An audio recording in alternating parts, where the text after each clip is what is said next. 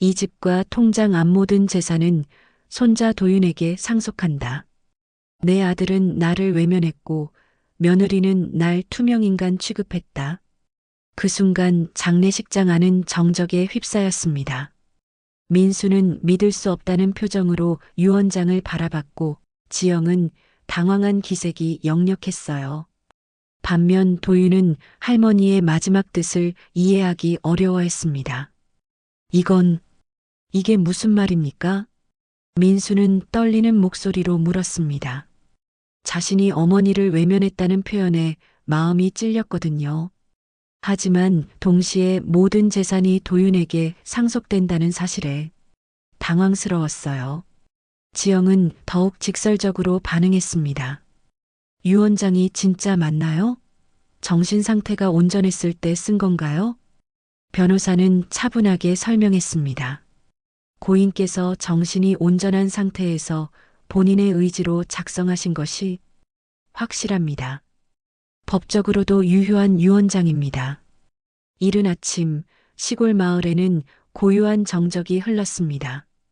멀리서 들려오는 닭 울음소리와 함께 해가 천천히 떠오르기 시작했죠.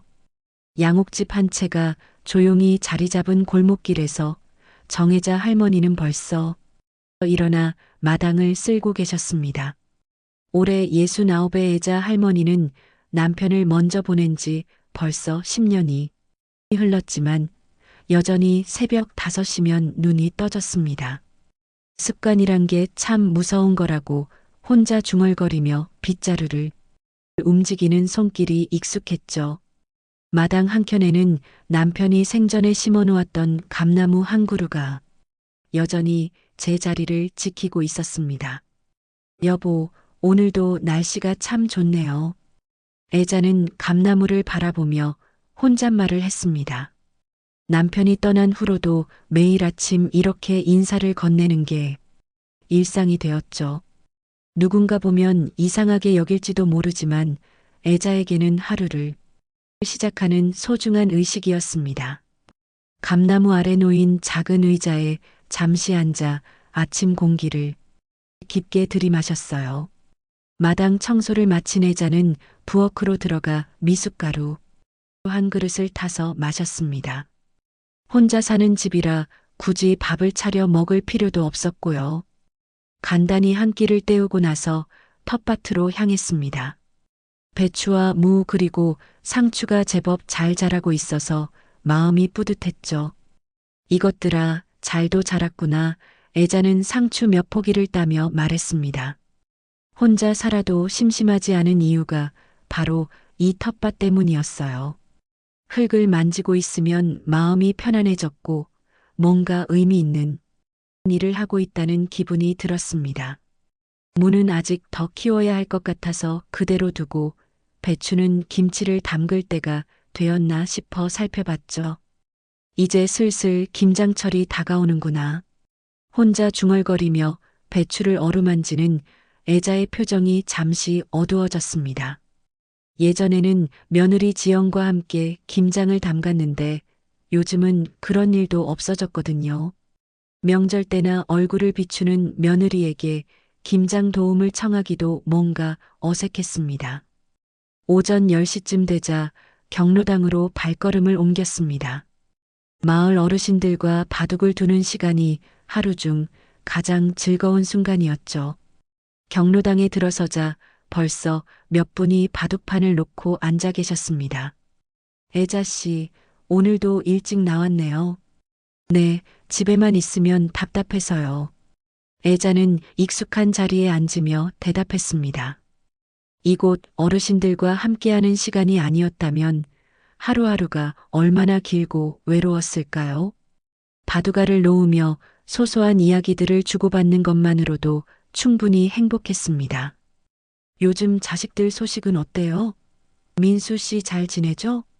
옆자리 할머니가 물어보자 애자의 얼굴이 잠시 어두워졌습니다.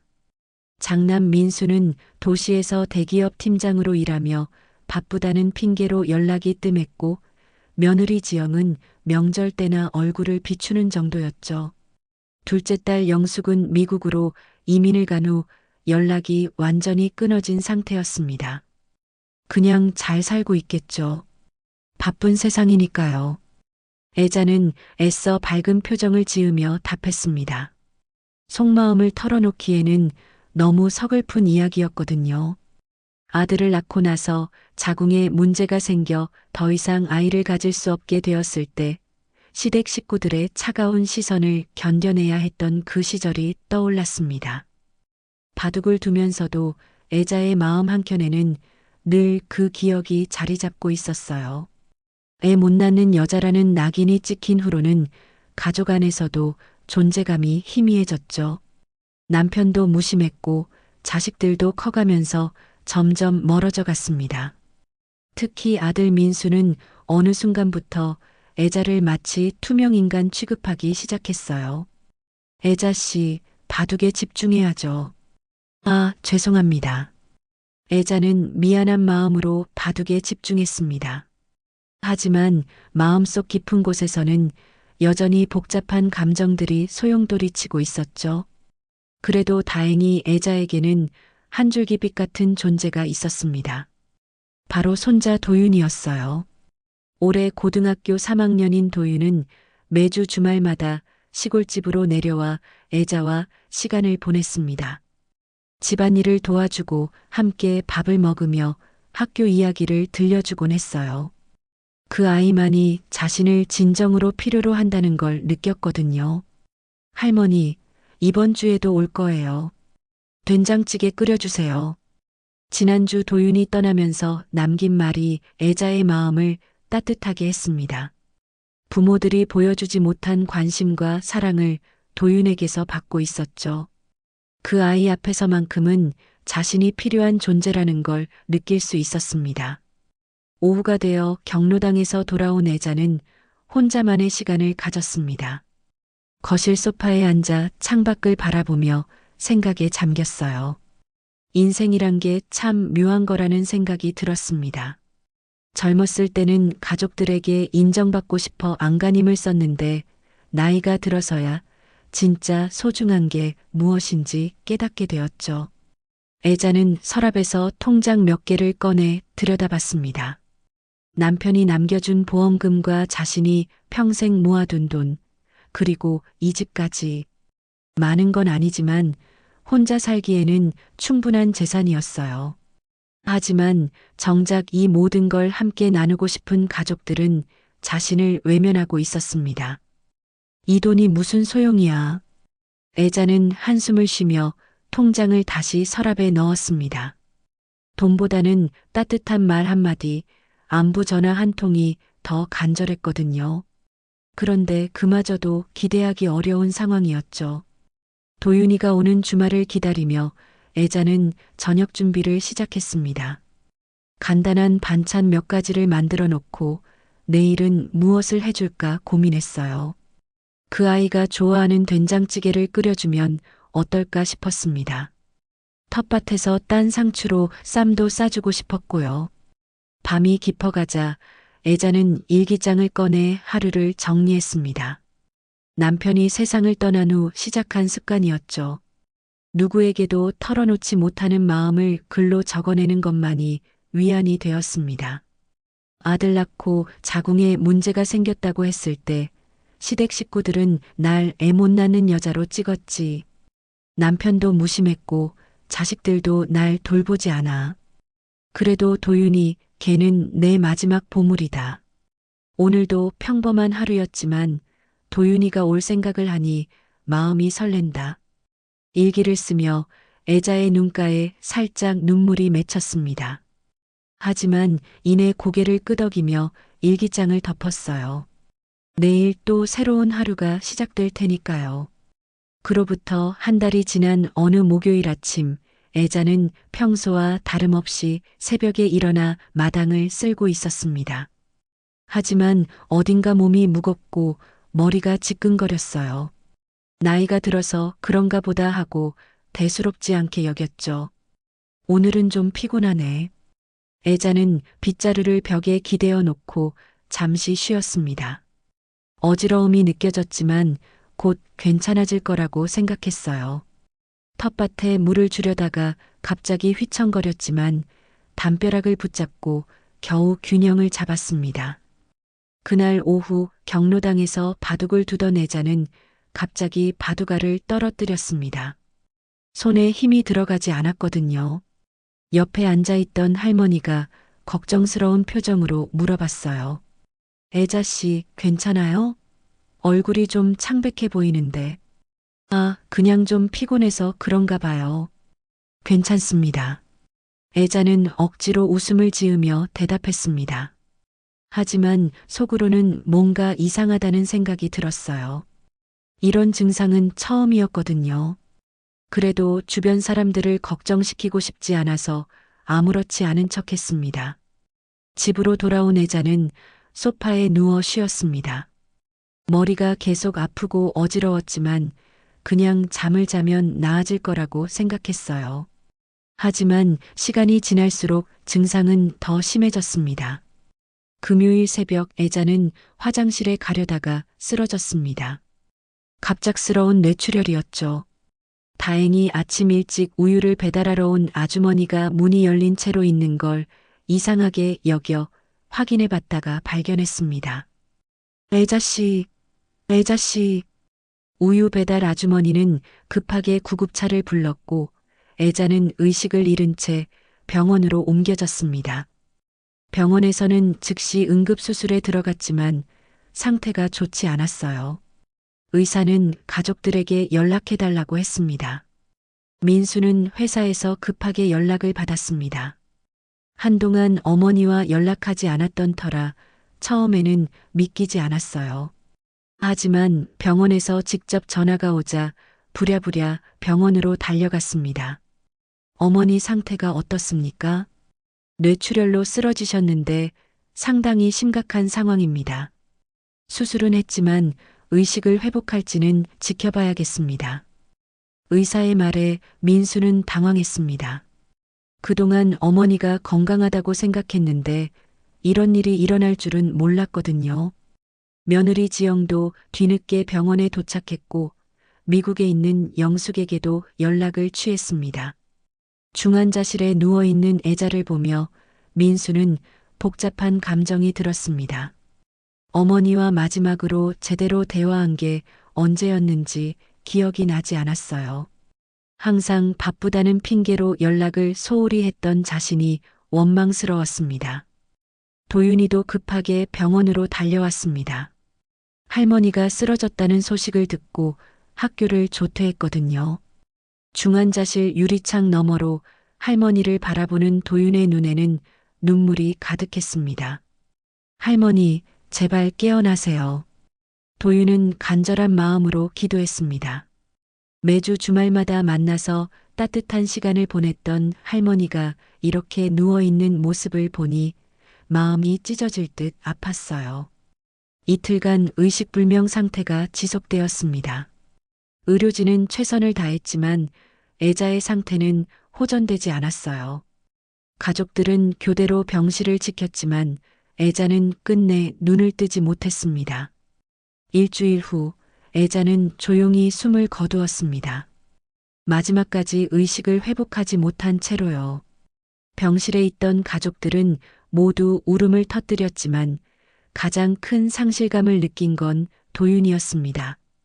장례식장에는 마을 어르신들과 몇몇 지인들이 조문을 왔습니다. 애자가 평소 경로당에서 함께 시간을 보냈던 할머니들은 눈물을 흘리며 애도했어요. 애자 씨가 얼마나 좋은 분이었는데, 혼자 사시면서도 항상 밝게 지내셨는데 안타깝네요. 하지만 정작 가족들 사이의 분위기는 어색했습니다. 민수와 지영은 장례 절차를 진행하느라 바빴고 도윤은 할머니의 영정사진을 바라보며 눈물을 흘렸어요. 장례식이 진행되는 동안 지영은 민수에게 속삭였습니다. 유언장은 남겨놓으신 게 있을까요? 그래도 이 집 팔면 꽤 될 텐데. 민수는 아내의 말에 찜찜함을 느꼈지만 현실적으로 생각해보면 재산 정리는 필요한 일이었어요. 어머니가 혼자 살던 집과 통장에 있는 돈들을 어떻게 처리할지 정해야 했거든요. 장례식 셋째 날 변호사 한 분이 장례식장을 찾아왔습니다. 애자가 생전에 작성해둔 유언장이 있다며 가족들에게 전달하러 온 것이었어요. 고인께서 몇 달 전에 저희 사무소에 오셔서 유언장을 작성하셨습니다. 오늘 가족분들께 전달해드리라고 하셨어요. 변호사의 말에 가족들은 모두 놀랐습니다. 애자가 유언장을 미리 준비해 두었다는 사실을 아무도 몰랐거든요. 변호사는 봉투에서 자필로 쓰여진 유언장을 꺼내 읽기 시작했습니다. 이 집과 통장 앞 모든 재산은 손자 도윤에게 상속한다. 내 아들은 나를 외면했고 며느리는 날 투명인간 취급했다. 그 순간 장례식장 안은 정적에 휩싸였습니다. 민수는 믿을 수 없다는 표정으로 유언장을 바라봤고 지영은 당황한 기색이 역력했어요. 반면 도윤은 할머니의 마지막 뜻을 이해하기 어려워했습니다. 이게 무슨 말입니까?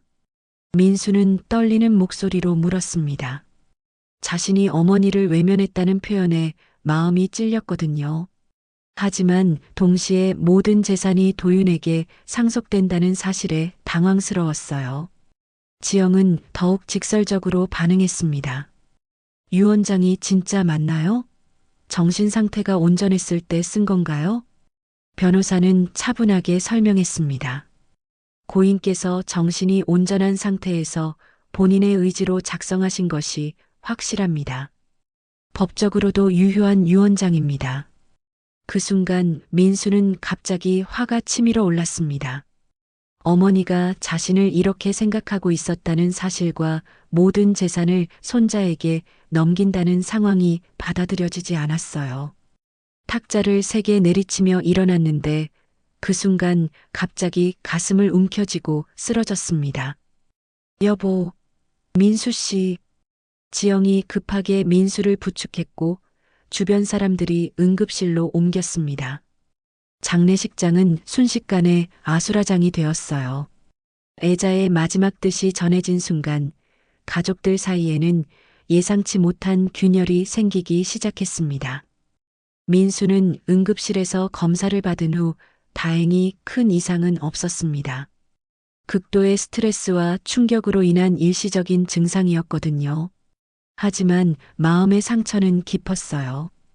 어머니의 유언장에 적힌 차가운 문구들이 계속 머릿속을 맴돌았습니다.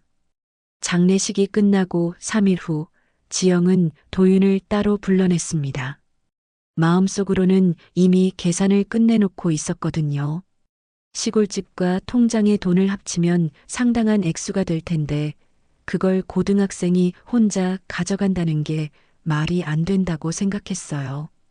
도윤아, 할머니 유언장 얘기 좀 하자. 지영의 목소리에는 절박함이 섞여 있었습니다. 아이를 구슬러서라도 재산을 나눠받아야겠다는 의지가 담겨 있었죠. 너 그 돈 엄마 아빠랑 나눌 생각 없는 거니? 널 대학 보내고 옷 입히고 키워준 사람은 우리야. 할머니는 뭘 해줬는데? 지영의 말이 점점 거세졌습니다. 고등학생에게 어른의 논리를 들이대며 압박하고 있었거든요. 할머니가 너한테 뭘 가르쳤길래 부모를 이렇게 무시해? 그 나이에 그런 큰 돈을 혼자 관리할 수 있다고 생각해? 하지만 도윤의 대답은 단호했습니다. 할머니는 제가 필요할 때 언제든 곁에 있어 주셨어요. 아빠도 엄마도 아니고요. 그 말을 들은 지영의 얼굴이 순간 일그러졌습니다. 고등학생 주제에 어른에게 건방지게 나온다고 생각했거든요. 지금 부모를 무시하는 거야? 내가 누구 덕분에 지금까지 살아왔는데. 할머니는 저를 사랑해 주셨어요. 조건 없이요. 도윤의 담담하면서도 확고한 대답에 지영은 더 이상 할 말이 없었습니다. 아이가 생각보다 의연하게 나오자 당황스러웠거든요. 그날 밤 민수는 동생 영숙에게 급하게 국제전화를 걸었습니다. 영수가 어머니 유언장을 법적으로 문제 삼을 수 있을 것 같아. 너도 같이 소송하자. 하지만 영숙의 대답은 차가웠습니다. 나는 상속 안 받을 테니 빠져. 뭐라고? 너도 어머니 딸인데. 오빠, 솔직히 말할게. 어머니가 돌아가시기 전에 우리가 한 번이라도 제대로 안부 전화드렸어? 이제 와서 재산 때문에 난리 피우는 게 우스꽝스럽지 않아? 영숙의 날카로운 지적에 민수는 할 말을 잃었습니다. 동생이 전곡을 찌르는 말을 했거든요. 그건 그렇지만 어머니 뜻대로 해드리는 게 맞다고 생각해. 나는 끝. 영숙은 일방적으로 통화를 끊어버렸습니다. 민수는 동생의 지지마저 얻지 못한 채 홀로 남겨졌어요. 지영의 압박은 계속되었습니다.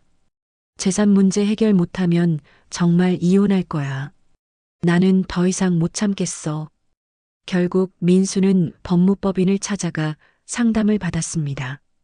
어머니의 유언장을 무효화할 방법을 찾아보려는 것이었죠. 유언자의 정신 상태에 문제가 있었다는 증거나 강요에 의한 것임을 입증해야 합니다. 변호사의 설명에 민수는 마지막 희망을 걸었습니다. 어머니가 다녔던 병원에서 정신 상태 관련 기록을 찾아보기로 했거든요. 병원에서 의료 기록을 뒤지던 민수는 예상치 못한 자료를 발견했습니다. 어머니가 받았던 심리 상담 기록이었어요.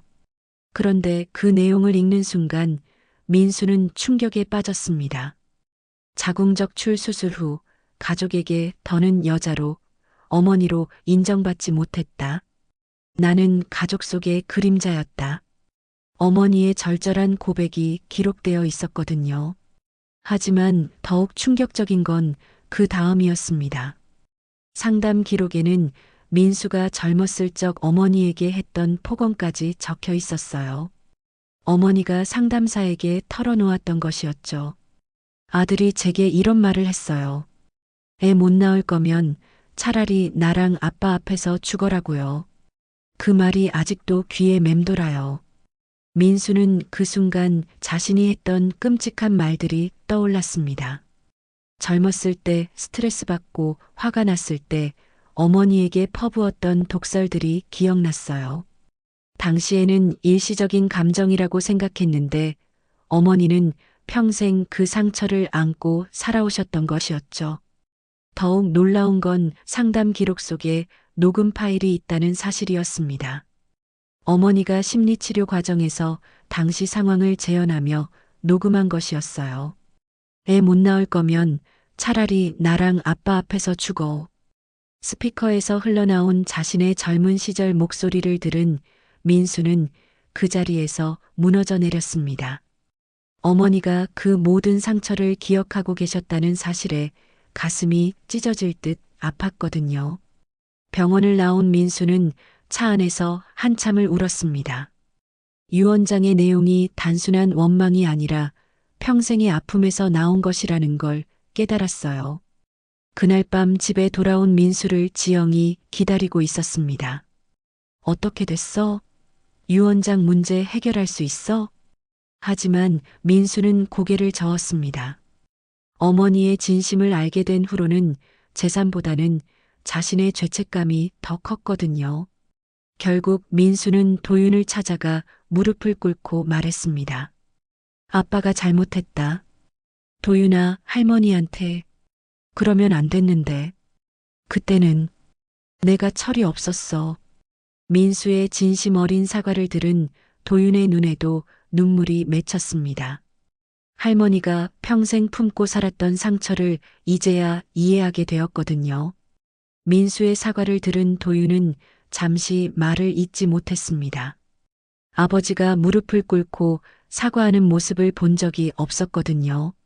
하지만 할머니가 평생 안고 살았던 상처를 생각하니 마음이 복잡했어요.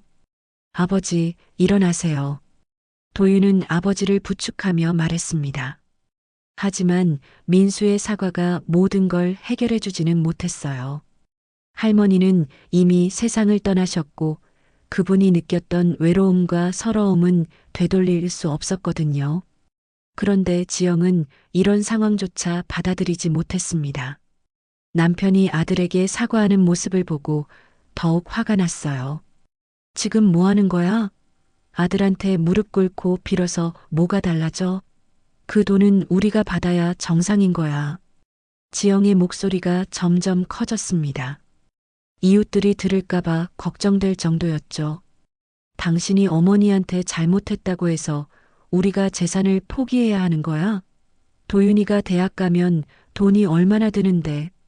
민수는 아내의 말에 답하지 않았습니다. 어머니의 심리 상담 기록을 본 후로는 재산 문제가 전혀 중요하지 않게 느껴졌거든요. 오히려 그동안 어머니를 외면했던 자신이 부끄러웠어요. 지영은 남편이 포기하는 모습을 보고 직접 나서기로 결심했습니다. 다음 날 도윤이 학교에 간 사이 혼자서 할머니 집으로 향했어요. 집안에 뭔가 중요한 단서가 있을지도 모른다고 생각했거든요. 할머니 집에 도착한 지영은 문을 열고 들어갔습니다. 아직 정리되지 않은 채로 그대로 남아있는 집안을 둘러보며 뭔가를 찾기 시작했어요. 분명히 뭔가 있을 거야. 지영은 거실부터 안방까지 구석구석 뒤졌습니다. 통장이나 중요한 서류들이 어디 숨겨져 있을지 모르니까요. 그러다가 안방 옷장 깊숙한 곳에서 작은 금고를 발견했어요. 이게 뭐지? 금고는 비밀번호로 잠겨 있었습니다. 지영은 애자의 생년월일, 결혼 기념일 등 여러 숫자를 시도해봤지만 열리지 않았어요. 점점 초조해진 지영은 금고를 억지로 열려고 했습니다. 그런데 그 순간이었습니다. 밖에서 발소리가 들렸어요. 도윤이 학교에서 일찍 끝나고 할머니 집에 들른 것이었죠. 지영은 당황해서 금고를 원래 자리에 놓으려고 했지만 이미 늦었습니다. 엄마, 여기서 뭐 하세요? 도윤이 방문을 열고 들어오자 지영은 멍하니 서 있을 수밖에 없었어요. 손에는 여전히 금고가 들려 있었고요. 아, 그게 할머니 유품 정리하려고. 그런데 왜 금고를 만지고 계세요? 도윤의 날카로운 지적에 지영은 할 말을 잃었습니다. 명백히 무단 침입해서 뭔가를 뒤지고 있던 상황이었거든요. 도윤아, 이해해줘. 엄마도 가족이잖아.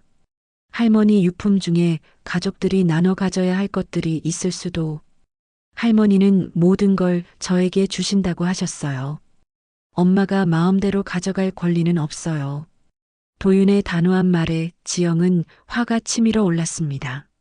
너 지금 어른한테 그런 식으로 말하는 거야? 내가 뭘 안다고. 할머니 집에 몰래 들어와서 뒤지는 게 어른이 할 일인가요? 도윤의 냉정한 지적에 지영은 더 이상 변명할 수 없었습니다. 결국 금고를 내려놓고 집을 나섰지만 마음속으로는 분노가 끓어오르고 있었어요. 그런데 문제는 이 일이 마을 사람들에게 알려졌다는 것이었습니다. 할머니 집 앞에 설치된 보안 카메라에 지영이 몰래 들어가는 모습이 고스란히 찍혔거든요. 마을 이장이 정기적으로 확인하던 중 발견한 것이었죠. 애자 씨 며느리가 혼자 와서 집안을 뒤지더라고. 소문은 순식간에 마을 전체로 퍼졌습니다. 평소 애자와 가까웠던 경로당 할머니들은 혀를 찼어요. 평생 애자 씨한테 인사도 제대로 안 하더니 그 유산 하나 보고 덤비는 건가 봐. 참 안 됐다. 애자 씨가 살아계실 때는 발길질도 안 하더니. 마을 사람들의 수군거림이 지영의 귀에도 들어왔습니다. 마트에서 장을 보다가도 길에서 마주쳐도 사람들이 자신을 보며 뭔가 이야기하는 게 느껴졌어요. 지영은 참을 수 없었습니다. 집에 돌아온 후 민수에게 화를 냈어요. 당신 때문에 내가 동네에서 도둑놈 취급받고 있어. 이 문제 해결 못하면 정말 이혼하겠어. 민수는 아내의 위협에 괴로워했습니다. 한편으로는 어머니에 대한 죄책감이 있었고 다른 한편으로는 가정이 깨질까봐 걱정되었거든요. 결국 민수는 마지막 방법을 시도해보기로 했습니다. 도윤을 직접 찾아가서 진심으로 이야기해보는 것이었어요. 도윤아, 아빠 말 좀 들어봐. 민수는 도윤을 조용한 곳으로 데려가 앉혔습니다. 이번에는 강요나 협박이 아니라 진심으로 대화하고 싶었거든요. 아빠가 할머니한테 정말 잘못했다는 거 알고 있어. 그런데 우리 가족이 이렇게 갈라져서는 안 되잖아. 민수의 목소리에는 절박함이 섞여 있었습니다. 할머니도 가족들이 화목하게 지내는 걸 원하실 거야. 재산을 조금 나눠 가지면 안 될까? 하지만 도윤의 대답은 여전히 단호했습니다. 아버지, 할머니는 왜 모든 걸 저에게 주셨을까요? 도윤의 질문에 민수는 대답할 수 없었습니다. 어머니가 평생 느꼈던 외로움과 서러움을 알고 있었기 때문이죠. 할머니는 저에게 단순히 돈을 주신 게 아니에요. 그분의 마지막 사랑을 전해주신 거예요. 도윤의 말에 민수는 할 말을 잃었습니다. 아들이 어머니의 마음을 자신보다 더 잘 이해하고 있다는 사실이 부끄러웠거든요. 그날 밤 민수는 잠들지 못하고 뒤척였습니다. 지영은 옆에서 차가운 등을 돌리고 있었고 도윤은 여전히 완고했어요. 어머니의 유언장 하나가 가족 전체를 흔들어 놓고 있었습니다. 어머니, 저희가 이렇게 싸우는 걸 보시면 어떤 마음이실까요? 민수는 마음속으로 어머니께 물어봤습니다. 하지만 답은 이미 정해져 있었어요. 어머니는 평생 가족들의 사랑을 받지 못했고 마지막에는 유일하게 자신을 사랑해준 손자에게 모든 걸 맡기신 것이었죠. 지영이 할머니 집을 뒤진 사건은 마을 전체의 화제거리가 되었습니다. 보안 카메라 영상까지 공개되면서 사람들의 입방아에 더욱 오르내렸죠. 평소 애자와 친했던 경로당 할머니들은 붕괴했어요. 애자 씨 살아계실 때는 명절에도 얼굴 한 번 안 비추더니 죽고 나니까 유산에 눈독들이네. 그것도 몰래 들어가서 뒤지다니. 참 염치 없어. 마을 사람들의 곱지 않은 시선을 받게 된 지영은 외출하기도 부담스러웠습니다. 마트에서 장을 보다가도 사람들이 수군거리는 소리가 들렸거든요. 저 사람이 그 며느리래. 돈 때문에 저러는구나. 지영의 분노는 극에 달했습니다. 자신이 이런 수모를 당하는 것도 모두 도윤 때문이라고 생각했어요. 고등학생 주제에 어른들을 무시한다며 화를 내기 시작했습니다. 도윤아, 너 때문에 온 동네가 시끄러워. 이제 그만 정리하자. 하지만 도윤은 흔들리지 않았습니다. 엄마가 할머니 집에 몰래 들어간 건 저와는 상관없어요. 뭐라고? 지금 어른한테 대들어? 지영의 목소리가 점점 높아졌습니다. 그러자 이웃집에서도 소리가 들릴 정도가 되었어요. 민수는 이런 상황이 계속되는 걸 견딜 수 없었습니다. 아내는 매일 재산 이야기만 하고 아들과는 관계가 어색해졌어요. 회사에서도 집중이 안 되어 실수를 연발했습니다. 팀장님, 요즘 좀 이상하시네요. 무슨 일 있으세요? 동료의 걱정 어린 말에도 민수는 제대로 답하지 못했습니다. 어머니가 돌아가신 후 가족이 이렇게 갈라지는 모습이 견디기 어려웠거든요. 그런 가운데 지영은 더욱 극단적인 행동을 보이기 시작했습니다. 도윤이 학교에 간 사이 다시 할머니 집으로 가서 이번에는 대놓고 물건들을 뒤지기 시작했어요. 분명히 다른 통장이나 귀중품이 더 있을 거야. 지영은 장롱 안부터 부엌 서랍까지 닥치는 대로 열어봤습니다. 그러다가 애자가 아끼던 장식품 몇 개를 발견했어요. 비싸 보이는 도자기와 금반지들이었죠. 이것들은 내가 가져가야지. 지영은 몰래 가방에 넣으려고 했습니다. 그런데 그 순간 마을 이장이 집 앞을 지나가다가 창문 너머로 지영의 모습을 봤어요. 아니, 또 왔네? 이장은 곧바로 도윤에게 연락했습니다. 할머니 집에 또 며느리가 와서 뭔가 하고 있다고요. 도윤은 급하게 학교에서 나와 할머니 집으로 달려갔습니다. 집에 도착하니 지영이 할머니의 유품들을 가방에 넣고 있는 모습이 보였어요. 엄마, 지금 뭐 하시는 거예요? 도윤의 외침에 지영은 깜짝 놀라며 뒤돌아봤습니다. 손에는 할머니의 금반지가 들려 있었죠. 아, 이건 할머니 유품을 정리하는 거야. 그럼 왜 가방에 넣으세요? 그리고 왜 허락도 없이 들어오세요? 도윤의 목소리에는 분노가 섞여 있었습니다. 할머니의 소중한 물건들을 함부로 만지는 지영을 보니 참을 수 없었거든요. 너 지금 어른한테 그런 식으로 말해? 내가 뭘 잘못했다고. 지영도 화가 났습니다. 고등학생한테 도둑질하는 것처럼 취급받는다고 생각했거든요. 할머니 물건을 허락 없이 가져가는 게 잘못 아닌가요? 이것들은 원래 가족이 나눠 가져야 하는 거야. 내가 독차지할 게 아니라고. 두 사람의 목소리가 커지자 이웃집 사람들이 나와서 구경하기 시작했습니다. 지영은 더욱 당황했어요. 또 동네 사람들 앞에서 망신을 당하는 상황이 되었거든요.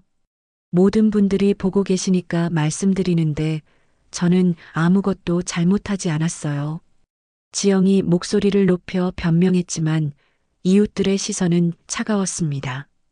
이미 CCTV에 찍힌 이전 일도 알고 있었거든요. 또 왔네, 또 와서 뒤지네. 애자씨 불쌍해라. 죽어서도 편히 못 쉬시겠어. 이웃들의 수군거림에 지영은 견딜 수 없었습니다. 가방을 내던지고 집을 나섰지만 마음속으로는 도윤에 대한 원망이 더욱 커졌어요. 그날 밤 지영은 민수에게 최후 통첩을 했습니다. 당신 마지막으로 말할게. 재산 문제 해결 못하면 정말 이혼 서류 준비할 거야. 나는 더 이상 이런 수모 못 당해. 민수는 아내의 협박에 심각하게 고민했습니다. 가정이 깨지는 것도 걱정이었지만 어머니에 대한 죄책감 때문에 선뜻 행동할 수가 없었어요. 결국 민수는 다시 한번 도윤을 찾아갔습니다. 이번에는 정말 마지막이라는 각오로요. 도윤아, 아빠가 무릎 꿇고 빌게. 민수는 정말로 도윤 앞에 무릎을 꿇었습니다. 아들 앞에서 이런 모습을 보이는 게 부끄러웠지만 가족이 완전히 갈라지는 건 막고 싶었거든요. 아빠가 잘못했다. 도윤아, 할머니한테. 그러면 안 됐는데. 그때는 내가 철이 없었어. 민수의 진심 어린 사과를 들으며 도윤의 눈에도 눈물이 맺혔습니다. 아버지가 자신의 잘못을 인정하는 모습을 보니 마음이 아팠거든요. 하지만 이제라도 가족이 화목하게 지낼 수 있잖아. 할머니도 그걸 원하실 거야. 민수는 간절한 마음으로 말했습니다. 하지만 도윤의 생각은 달랐어요. 아버지, 할머니는 평생 가족의 사랑을 받지 못하셨어요. 그런데 이제 와서 가족이 화목하다고 하면 할머니 마음은 어떻겠어요? 도윤의 말에 민수는 할 말을 잃었습니다. 아들이 어머니의 마음을 자신보다 더 깊이 이해하고 있다는 걸 느꼈거든요. 저는 할머니의 마지막 뜻을 지키고 싶어요. 그게 할머니께 드릴 수 있는 마지막 효도라고 생각해요. 도윤의 확고한 의지를 확인한 민수는 더 이상 설득할 수 없다는 걸 깨달았습니다. 결국 일어나서 집으로 돌아갔지만 마음은 더욱 무거웠어요. 지영은 남편이 빈손으로 돌아온 모습을 보고 폭발했습니다. 이제 정말 끝이야. 내일 당장 이혼 서류 들고 갈 테니까 그렇게 알아. 그날 밤 민수는 잠들지 못하고 뒤척였습니다. 가족이 완전히 갈라지는 상황이 코앞에 닥쳐 있었거든요. 어머니의 유언장 하나가 이렇게 큰 파장을 일으킬 줄은 몰랐어요. 하지만 한편으로는 도윤의 말이 맞다는 생각도 들었습니다. 평생 가족들에게 외면받았던 어머니의 마음을 생각하면 마지막 뜻만큼은 지켜드려야 하는 게 아닐까 싶었거든요. 지영의 이혼 위협이 현실이 되어가고 있었습니다. 다음 날 아침 지영은 정말로 이혼 서류를 준비하겠다며 집을 나섰어요. 민수는 무력감에 빠져 회사에도 가지 못하고 집에 혼자 앉아 있었습니다. 그런데 그때 예상치 못한 전화가 걸려왔습니다. 도윤이었어요. 아버지, 저 변호사 사무실에 가려고 하는데 함께 가실래요? 민수는 깜짝 놀랐습니다. 아들이 먼저 연락을 해온 것도 의외였고 변호사 사무실에 간다는 것도 이해가 안 됐거든요. 무슨 일로? 할머니 재산 관련해서 제가 결정한 게 있어요.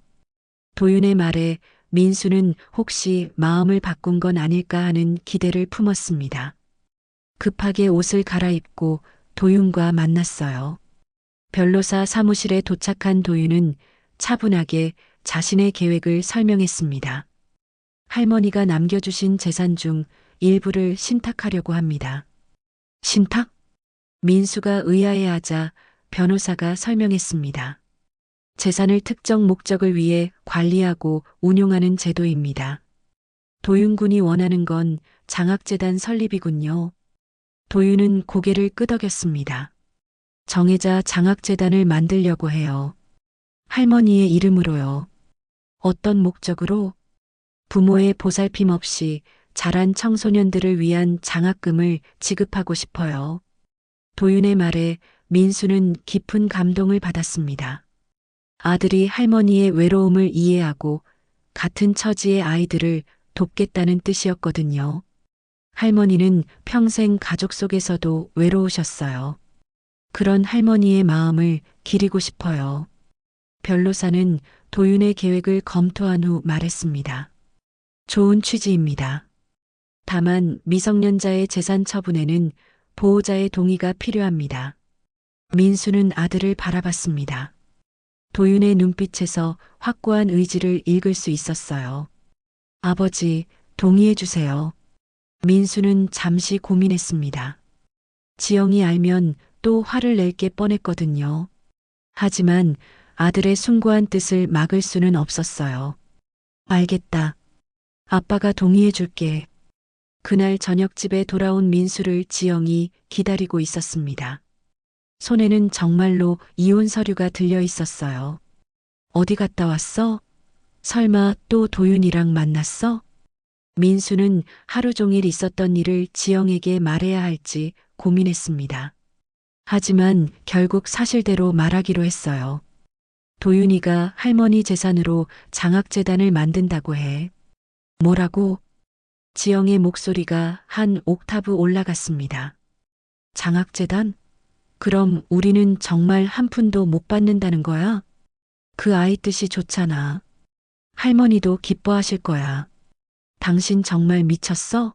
수억 원짜리 재산을 남한테 나눠주는데 기뻐해?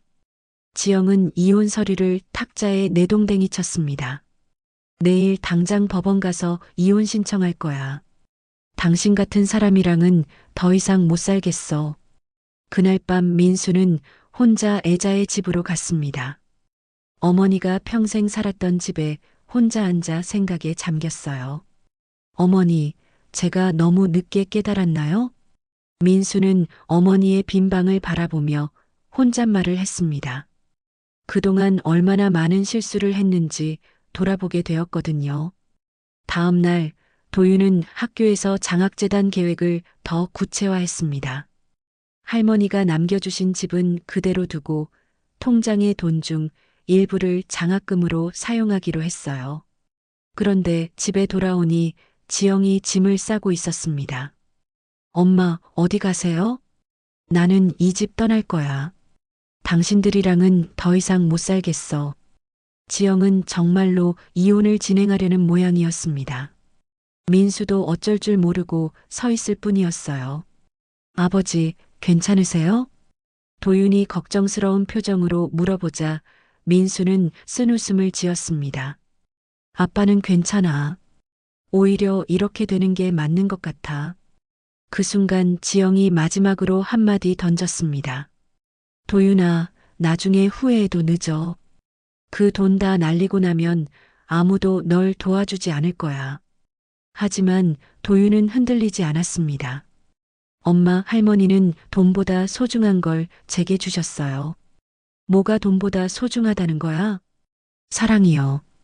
도윤의 단순하면서도 깊은 대답에 지영은 할 말을 잃었습니다. 결국 짐을 들고 집을 나갔어요. 그날 밤 민수와 도윤은 처음으로 둘만의 시간을 가졌습니다. 도윤아, 아빠가 미안해. 지금까지 너한테도 할머니한테도 좋은 아들, 좋은 아버지가 되지 못했구나. 아버지, 이제라도 할머니 마음을 이해해 주시면 돼요. 도윤의 말에 민수는 고개를 끄덕였습니다. 비록 늦었지만 어머니의 진심을 알게 되었고 아들의 숭고한 뜻도 이해할 수 있었거든요. 며칠 후 도윤은 정식으로 정혜자 장학재단 설립 절차를 밟기 시작했습니다. 할머니가 살던 집은 그대로 두고 그곳에서 할머니가 키우던 고양이와 함께 살기로 했어요. 할머니, 제가 할머니의 사랑을 세상에 전해드릴게요. 도윤은 할머니의 사진 앞에서 조용히 약속했습니다. 할머니가 평생 받지 못했던 사랑을 다른 아이들에게 전해주겠다고요. 민수도 아들의 결정을 지지하기로 했습니다. 비록 지영과는 이혼하게 되었지만 이제라도 어머니의 뜻을 받들고 아들을 제대로 지원해주고 싶었거든요. 재산 분쟁으로 시작된 가족의 갈등은 결국 진정한 사랑의 의미를 깨닫게 해주는 계기가 되었습니다. 할머니의 마지막 선물이 단순한 돈이 아니라 가족의 의미를 되돌아보게 하는 소중한 교훈이었다는 걸 깨달은 것이죠. 지영이 집을 떠난 지 일주일이 지났습니다. 민수는 처음으로 아들과 단둘이 조용한 시간을 보내고 있었어요. 그동안 아내의 재산 욕심 때문에 가려져 있던 진실들이 하나씩 드러나고 있었습니다. 도윤은 정혜자 장학재단 설립을 위해 매일 관련 서류를 준비하고 있었습니다. 할머니의 집에서 고양이와 함께 지내며 차근차근 계획을 세워가고 있었어요. 아버지, 오늘 마을 사람들을 만나볼까 해요. 도윤이 민수에게 말했습니다. 장학재단에 대한 이야기를 마을 분들께 알리고 싶다는 뜻이었죠. 그래, 좋은 생각이야. 민수는 아들의 뜻에 동의했습니다. 그동안 지영 때문에 마을 사람들께 민망했는데 이제는 당당하게 나설 수 있을 것 같았거든요. 경로당에 도착한 도윤과 민수를 마을 어르신들이 반갑게 맞아주었습니다. 특히 애자와 가까웠던 할머니들은 도윤을 친손자처럼 반가워했어요. 도윤이 왔구나. 할머니 생각 많이 나지? 네, 매일 생각나요. 도윤은 진심으로 대답했습니다. 그리고 자신이 계획하고 있는 장학재단에 대해 차근차근 설명했어요. 할머니 이름으로 장학재단을 만들려고 해요. 부모님의 보살핌을 받지 못하는 아이들을 도와주고 싶거든요. 어르신들은 도윤의 말을 듣고 감탄했습니다. 애자 씨가 참 좋은 손자를 두셨구나. 그 나이에 그런 생각을 하다니 대견해. 하지만 한 할머니가 걱정스러운 표정으로 물어봤습니다. 그런데 며느리는 어떻게 생각하니? 돈 때문에 많이 속상해하는 것 같던데. 민수가 대신 대답했습니다. 지영이는 우리와 생각이 달라서 따로 살기로 했습니다. 어르신들은 민수의 말을 듣고 서로 눈빛을 주고받았습니다. 이미 마을에서는 지영이 집을 나간 소식이 알려져 있었거든요. 그게 나을 것 같아. 애자 씨 뜻을 무시하고 그런 짓을 하다니. 도윤이 결정이 오라. 할머니도 기뻐하실 거야. 어르신들의 지지를 받은 도윤은 더욱 확신을 갖게 되었습니다. 할머니의 마지막 뜻을 지키는 것이 맞다는 확신이 들었거든요. 그날 저녁 도윤은 민수와 함께 할머니 집에서 저녁을 먹었습니다. 간단한 라면이었지만 오랜만에 아버지와 나누는 식사가 따뜻했어요. 아버지, 궁금한 게 있어요. 뭐든 물어봐. 할머니가 왜 그렇게 외로우셨을까요? 가족이 있었는데도. 민수는 잠시 젓가락을 멈췄습니다. 아들의 질문에 어떻게 답해야 할지 고민되었거든요. 아빠가 어릴 때부터 할머니를 제대로 이해하지 못했어. 특히 할머니가 더 이상 아이를 낳을 수 없게 되었을 때 민수는 조심스럽게 말을 이어갔습니다. 그때 아빠는 할머니에게 정말 나쁜 말을 했어. 애 못 낳을 거면 차라리 죽어라고. 도윤은 충격을 받았습니다. 아버지가 할머니에게 그런 말을 했다는 사실을 믿기 어려웠거든요. 할머니는 그 말을 평생 잊지 않으셨어. 병원 상담 기록에도 남아있더라. 민수의 목소리에는 깊은 후회가 담겨 있었습니다. 아빠는 그냥 화가 나서 한 말이라고 생각했는데 할머니에게는 평생의 상처가 되었던 거야. 도윤은 할머니가 왜 자신에게만 그렇게 다정했는지 이해할 수 있었습니다. 가족들에게 상처받은 할머니에게 자신만이 유일한 위안이었던 거죠. 그래서 할머니는 모든 걸 나에게 주신 거군요. 응. 할머니에게 너는 정말 소중한 존재였어. 가족 중에서 유일하게 할머니를 진심으로 사랑해준 사람이니까. 그날 밤 도윤은 할머니의 방에서 잠을 청했습니다. 할머니가 사용하셨던 이불을 덮고 누우니 할머니의 온기가 느껴지는 것 같았어요. 할머니, 이제 이해했어요. 할머니가 저에게 주신 건 돈이 아니라 사랑이었네요. 도윤은 천장을 바라보며 조용히 말했습니다. 며칠 후 가족회의가 열렸습니다. 영숙이 미국에서 화상통화로 참여했고 민수와 도윤이 함께 앉아 있었어요. 지영은 참석하지 않았습니다. 영수가 도윤이가 장학재단을 만든다고 했지? 응, 들었어. 정말 좋은 일 같아. 영숙은 조카의 결정을 지지한다고 말했습니다. 오빠, 도윤이 결정이 맞다고 생각해. 어머니도 기뻐하실 거야. 도윤은 가족들 앞에서 자신의 마음을 솔직하게 털어놓았습니다. 유산은 복수도 아니고 원망도 아니에요. 그냥 할머니가 살아계실 때 못 받은 사랑을 저한테라도 주신 거예요. 도윤의 말에 민수는 눈물을 참지 못했습니다. 아들이 어머니의 마음을 이렇게 깊이 이해하고 있다는 사실이 감동적이었거든요. 할머니는 평생 혼자였지만 저를 따뜻하게 안아주셨어요. 그 사랑을 이제 다른 아이들에게 전해주고 싶어요. 영숙도 화면 너머에서 눈물을 흘렸습니다. 도윤아, 고마워. 내가 어머니의 마음을 이해해줘서. 가족회의는 따뜻한 분위기 속에서 마무리되었습니다. 비록 지영은 없었지만 진정한 가족의 의미를 되찾은 기분이었어요. 그 후 민수는 도윤의 장학재단 설립을 적극적으로 도왔습니다. 법적 절차부터 운영 방안까지 함께 고민하며 준비했어요. 아버지, 첫 번째 장학금은 마을 중학교 학생들에게 주려고 해요. 좋은 생각이야. 할머니도 이 마을을 사랑하셨으니까. 부자는 함께 마을 학교를 방문해 장학금 전달 계획을 세웠습니다. 할머니의 이름으로 시작되는 새로운 희망의 씨앗을 뿌리는 것이었죠. 그날 밤 도윤은 할머니의 사진 앞에서 조용히 말했습니다. 할머니, 제가 할머니의 사랑을 세상에 전해드릴게요. 할머니가 받지 못했던 따뜻함을 다른 아이들이 느낄 수 있도록요. 할머니의 유언장으로 시작된 가족의 갈등은 결국 진정한 사랑과 용서의 의미를 일깨워주는 소중한 교훈이 되었습니다. 1년이 흘렀습니다.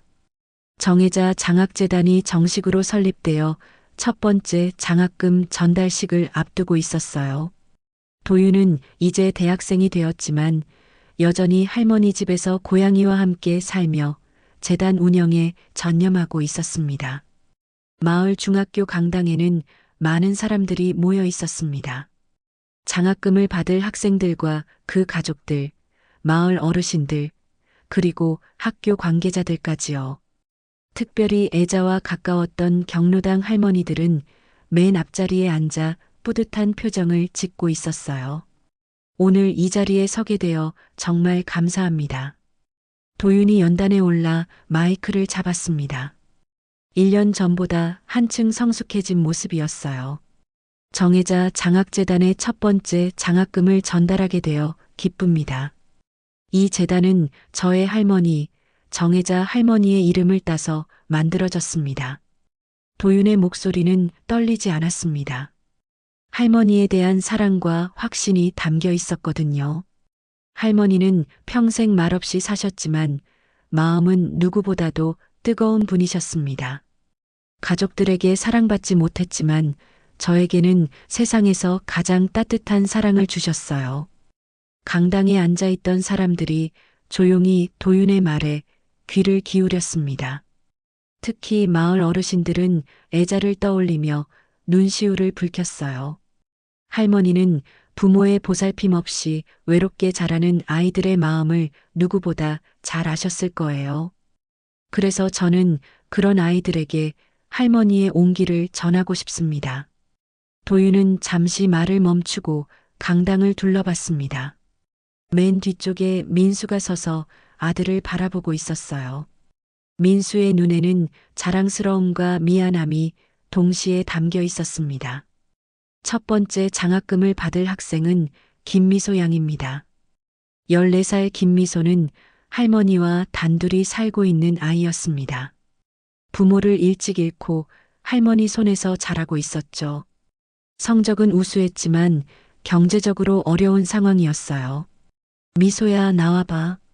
도윤이 부르자 미소는 떨리는 마음으로 연단에 올라왔습니다. 도윤은 미소에게 장학금을 전달하며 따뜻하게 말했습니다. 할머니가 너를 응원하고 계실 거야. 꿈을 포기하지 말고 열심히 공부해. 감사합니다.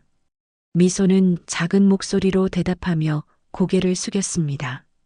그 모습을 보던 도윤은 예전 자신의 모습이 떠올랐어요. 할머니에게서 받았던 따뜻함을 이제 다른 아이에게 전해주고 있다는 생각에 뿌듯했습니다. 두 번째 장학금은 박준호 군에게 돌아갔습니다.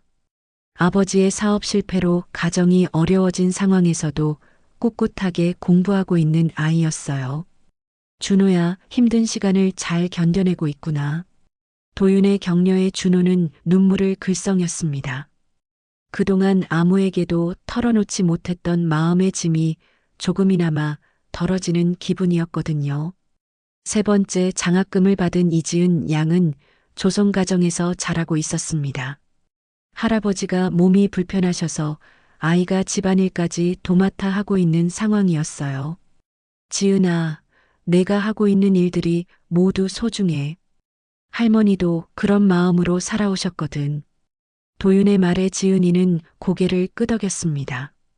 자신의 어려운 상황을 이해해주는 사람이 있다는 것만으로도 큰 힘이 되었어요. 장학금 전달이 끝난 후 도윤은 다시 마이크를 잡았습니다. 할머니, 제가 약속드린 대로 할머니의 사랑을 전해드렸어요. 도윤은 하늘을 바라보며 말했습니다. 할머니가 어디선가 이 모습을 지켜보고 계실 것 같았거든요. 할머니는 생전에 이런 말씀을 하셨어요. 도윤아, 사람은 혼자 살 수 없어. 서로 도우며 살아야 해. 저는 그 말씀을 잊지 않고 살아가겠습니다. 강당에 있던 모든 사람들이 박수를 쳤습니다.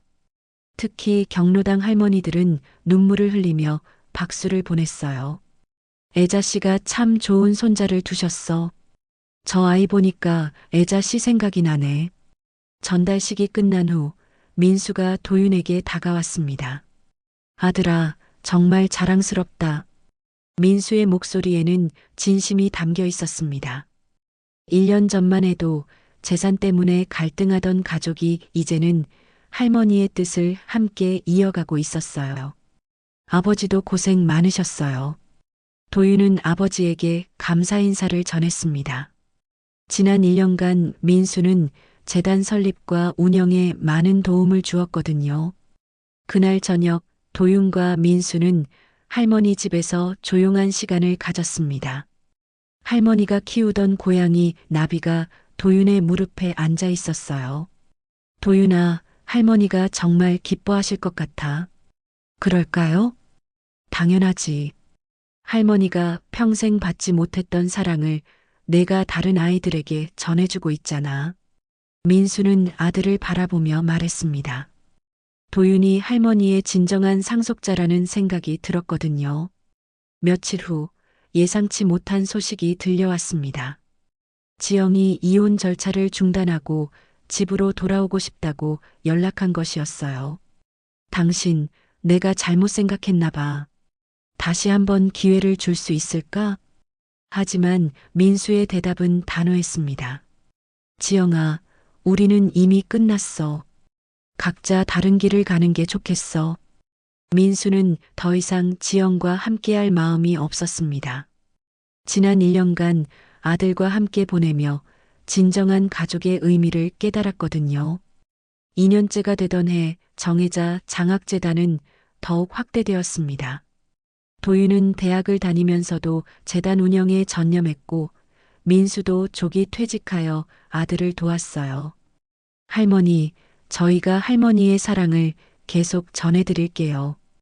도윤은 할머니의 제삿날 사진 앞에서 조용히 약속했습니다. 할머니의 유언장으로 시작된 갈등은 결국 진정한 사랑의 의미를 깨닫게 해준 소중한 교훈이 되었어요. 마을 사람들은 이제 도윤을 애자 씨의 손자가 아니라 정혜자 재단의 도윤이라고 불렀습니다. 할머니의 이름이 사랑과 나눔의 상징이 된 것이었죠. 할머니가 남겨주신 진정한 유산은 돈이 아니라 사랑이었습니다. 그리고 그 사랑은 이제 많은 아이들에게 희망이 되어 계속 이어져 가고 있었어요.